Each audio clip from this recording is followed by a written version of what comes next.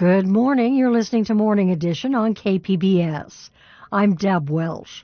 Across the U.S., celebrations are underway, marking 250 years since the country declared independence from British rule. But this July 4th also marks another anniversary, 80 years since the U.S. granted independence to a colony of its own, the Philippines. KPBS reporter Corey Suzuki says the decades leading up to that moment and the ones that followed would reshape the world and San Diego. It was the 4th of July, and crowds had filled the streets of Manila. Planes thundered overhead.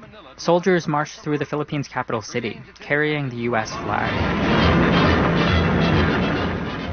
The year was 1946. For half a century, the U.S. had colonized the island nation. Now it was granting the Philippines independence. U.S. General Douglas MacArthur called it a decades-long promise. America never wavered in that purpose. America today redeems that pledge. Of course, the moment was much more complicated than that. But it was, in many ways, a turning point for U.S. immigration policy, for the growing Filipino diaspora, and for San Diego.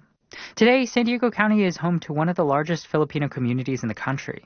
And those decades before and after the treaty have a lot to do with how that happened. It really feels like you can see the movement happening when you trace each decade. Josen Diaz is a professor of critical race studies at UC Santa Cruz.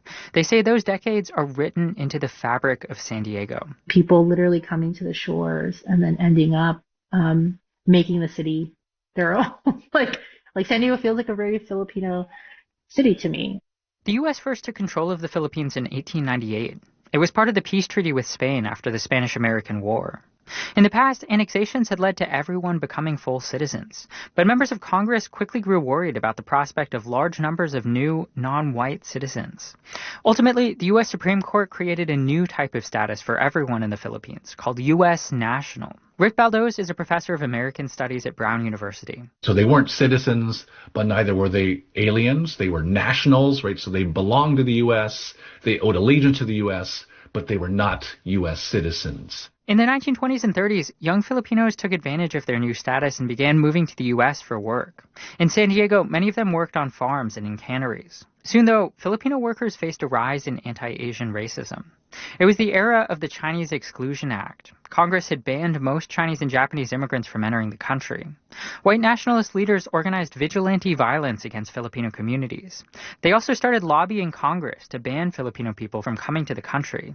But that wasn't as easy as they'd hoped, because the Philippines was part of the U.S. One of the main takeaways for the sort of nativists who are pressing for a kind of ban on Filipino immigration is that as long as the Philippines was a colony of the U.S., Filipinos would have the right to immigrate here. So nativists end up switching gears and deciding to focus their efforts on securing Philippine independence as the really the only way to achieve their goal of exclusion.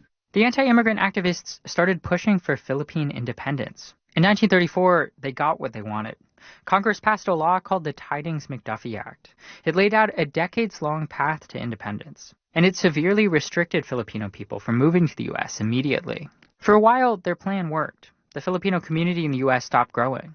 But then, in December 1941, Japan attacked Pearl Harbor and the Philippines. Japan attacks the Philippines just a few hours after the attack on Pearl Harbor. And within a few months, the Japanese armed forces had routed American and Philippine forces in the islands. Hundreds of thousands of Filipino people signed up to fight under the U.S. flag to liberate the country. After the war, many Navy sailors and their families moved to San Diego, to places like National City, San Isidro, and Paradise Hills. They started landmark community organizations like the Filipino-American Veterans Association and the Filipino-American Women's Club. That's when the community really began to flourish. Judy Patacsil is a professor of Filipino studies at Miramar College. Those that were here then brought wives back and brought family and started families. And that's when the community, I believe, actually started to grow.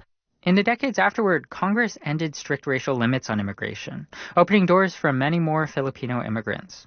Families in San Diego started moving outwards into other community hubs, to Chula Vista, Mira Mesa, and Rancho Penasquitos. Today, 80 years after the Treaty of Manila, Filipino Americans are the largest Asian American community in San Diego.